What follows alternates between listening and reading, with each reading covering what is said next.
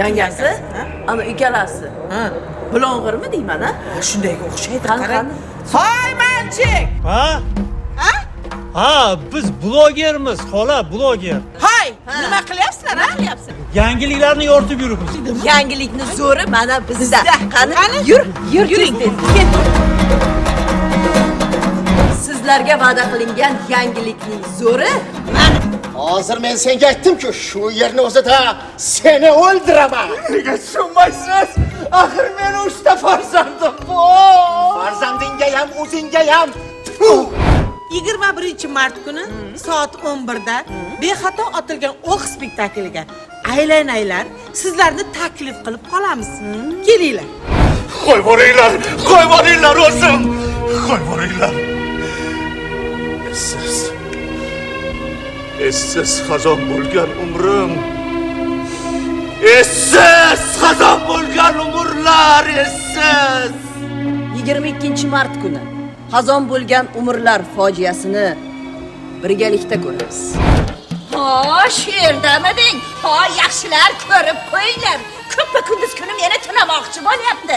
Men sovchilikning havosini olib, nomim butun Tbilisiga tarqalganida, sen onangni qornida yotgan eding, ziytaloqi.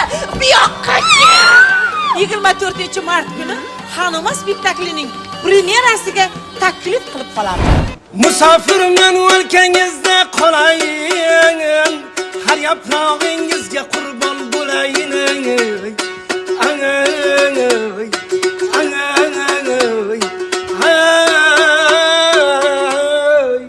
Tog' bulbulining so'nggi xonishi 25-mart kuni birgalikda tomosha qilamiz.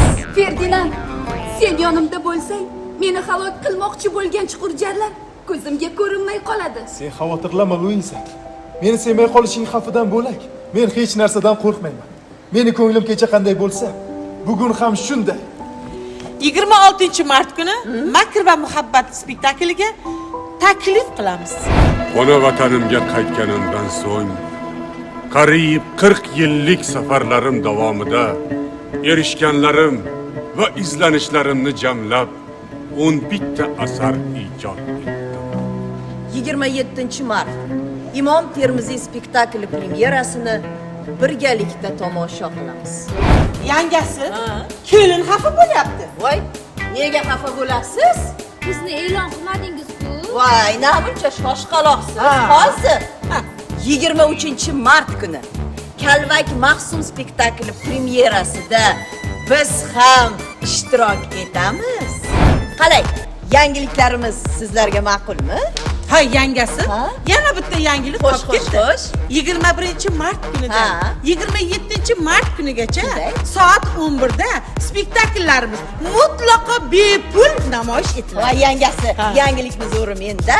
Bundan tashqari spektakllar namoyishlaridan oldin ustoz san'atkorlar bilan ijodiy uchrashuvlardan ham bahramand bo'lishingiz mumkin. Yana bir yangilik. Teatr foyesida teatr ijodkorlarining ko'rgazmasidan ham bahramand bo'lishingiz mumkin.